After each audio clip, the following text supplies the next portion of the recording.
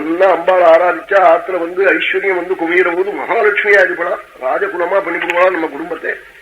லட்சுமீம் ராஜகுலே ஜயாம் ரணபுவி க்ஷேமங்கரீவத்வனி க்ரவ்யாதத்விபசப்பபாதிஷபரி காந்தாரதுர்கே கிரம்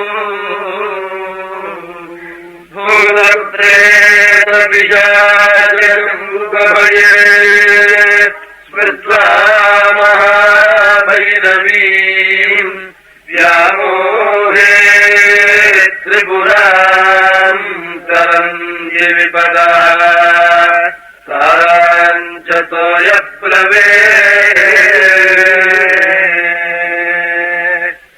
சொல்றாள். லட்சுமி ராஜகுலே, ராஜகிரகங்கள்ல மகாலட்சுமிங்கிற பெயரோட அம்பாள் இருப்பலாம். யுத்த காலத்துல நாம் அம்பாளை பூஜிச்சிருப்போம். பெரிய மகா யுத்தத்திலே ஜெயலட்சுமியா இருப்பலாம். ஜெயாம் ரணபுவி, மார்க்கத்துல போற போது ஏதாவது பெரிய ஆபத்துகள் நமக்கு வரக்கூடிய இடத்துல க்ஷேமன்கரிங்கிற பெயரோட அம்பாள் வந்து நமக்கு தெரியாம ரட்சிப்பலாம். கவ்யாதீப சத்வபாதி சபரி, இன்னும் ராட்சசால் சர்ப்பம் முதலியவைகள் உள்ள பெரிய மலை காடுகள்ல போற பொழுது சபரிங்கிற பெயரோட அம்பாள் வந்து ரட்சிப்பலாம். பகவானை ஏதோ கோவில்ல போய் கபாலீஸ்வரருக்கு ஒரு அர்ச்சனை பண்ணிருப்போம். என்னைக்காவது ஒரு நாளைக்கு நாம் சமுத்திரத்துல போய் ஸ்நானம் பண்ண போயிருப்போம். ஜலத்துல அலை வந்து இழுத்துவிடும். அங்கிருந்து ஒரு மீன் பிடிக்கிற வளையல் வந்து நம்ம பிடிச்சு கரையேற்றுவோம். அது ஆறுங்கிறது வேதம். பரமேஸ்வரனே மீன் பிடிக்கிற வளையனா வந்து நிப்பல்ல.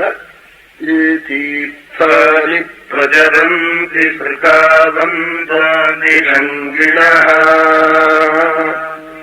ஏதாவந்தஸ்ச பூயாகும் சச்ச திசோ ருத்ராவிதத்சிரே. பத்து திக்கிலையும் தெய்வம் வந்து காத்துக்கிட்டு இருக்குமா நம்ம காப்பாத்துறதுக்கு? நமக்கு தெரியாது. என்னமோ கொண்டு போய் கோவில்ல கபாலி கோவில்ல 2 ரூபாய் செலவிச்சு விட்டோமே நினைப்போம்.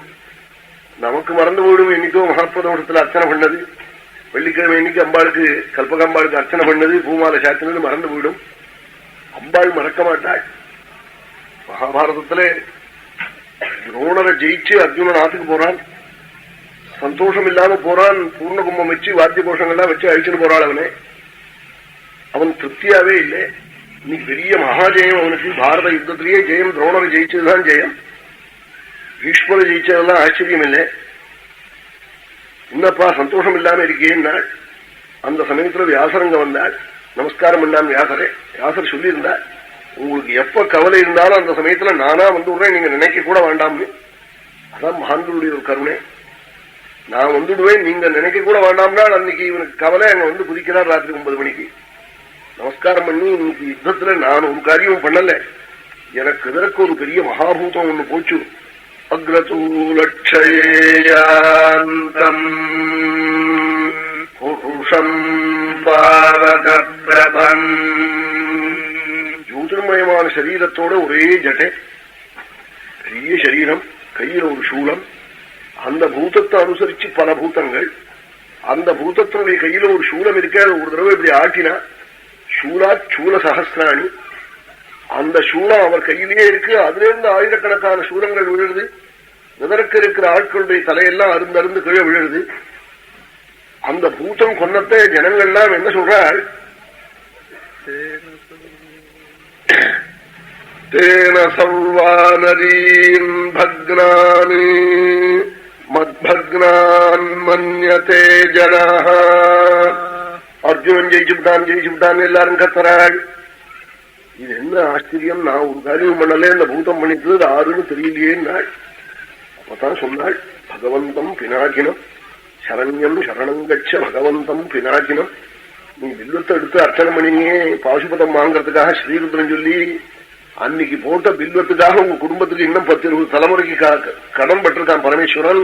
அந்த கடனை நீக்கிக்கிறாண்டா முன்னாடி வந்ததுன்னு சொன்னாள் வியாசர். ஒரு அத்தியாயம் சதருத்ரிய அத்தியாயம்னு மகாபாரதத்துல துரோணபர்வாவில கடைசி அத்தியாயத்துக்கு சதருத்ரிய அத்தியாயம்னு பேரு.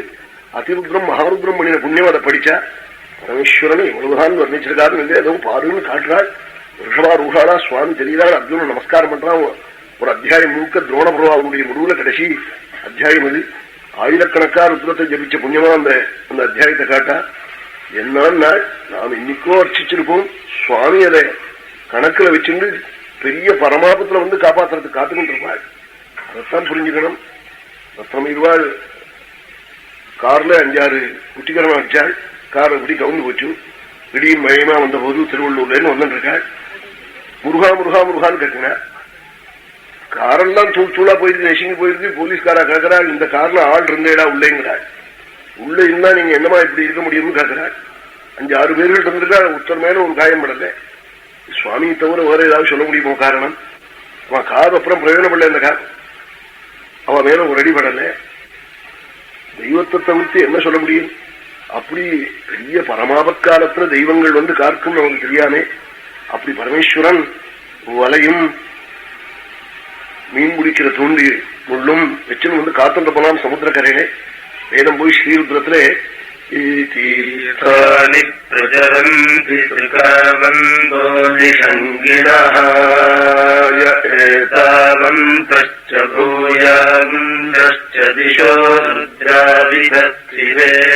பத்துதிக்கிலையும் தெய்வம் வந்து காத்துக்கிட்டு இருக்கும் நமக்காக. நாம் ஆராதிச்சுட்டோம்னா நமக்கு அதை பத்தி புரியாது. அதை பத்தி சொல்றதுக்காகத்தான் தெரியவாள்லாம். மகான்கள்லாம் துணிஞ்சு சொல்றாள் பாருங்க, க்ஷேமத்தை கொடுக்கும்னு. அதுவும் ரிஷிகள் சொன்னது பொய்யா போகவே போகாது. இன்னைக்கு எத்தனையோ குடிசை போயிடுதுங்கிறாள். நீ பைதனம் குடிசை போனது கூட எனக்கு வருத்தமா இல்லை. 40-50 குழந்தைகள் போயிட்டான். பசு ஸ்திரீ சிசுநாசனம்னு அவன் மிருகங்களுக்கும் ஸ்திரீகளுக்கும் குழந்தைகளுக்கும் ஆபத்துங்கிறாள். இந்த 3 பேர்களும் வந்து அப்பாவிகள். ஒருத்தருக்கு ஒரு தப்பு நினைக்காதவாள் ஸ்திரீகள், பசுக்கள், குழந்தைகள். அவளை வந்து புரிஞ்சுக்க எத்தனையோ காலி பசங்கள் இருக்கா. அவனை ஏதாவது பண்ணப்படாதா? இது இவ்வாறுங்கிறாள் இந்த ரிஷபராசியில. இப்படி ரிஷிகள் போய் சொல்லியிருக்காரு. இதெல்லாம் கேட்கிற போது பயமா இருக்கு. இப்படி குழந்தைகளுக்கு ஆபத்து வருது. அது யாரு எந்த குழந்தையா இருந்தா என்ன? நம்ம தேசத்துல வெளிநாட்டு குழந்தைகள் வந்து அதுக்கு ஏதாவது இல்லை. வெளிநாட்டிலேயே ஒரு குழந்தைக்கு கஷ்டம் வந்தா நாம் சந்தோஷப்படுவோமா? ஒத்துரும் சந்தோஷம் அவளும் பட மாட்டாள். நம்ம தேசத்துல ஒரு குழந்தைக்கு ஒரு கஷ்டம் வந்தா அந்த ஊர்ல அவ சந்தோஷப்படுவாளா? படவே மாட்டாள். ஒருத்தரும் எல்லாரும் நல்லா இருக்கணும்னா எல்லாரும் நினைப்பாள். அப்படி நினைக்கிற தேசங்கள்ல இந்த மாதிரி கஷ்டங்கள்லாம் வராம தடுப்பதற்காகத்தான் அம்பாள் ஆராதிக்கிறாள்.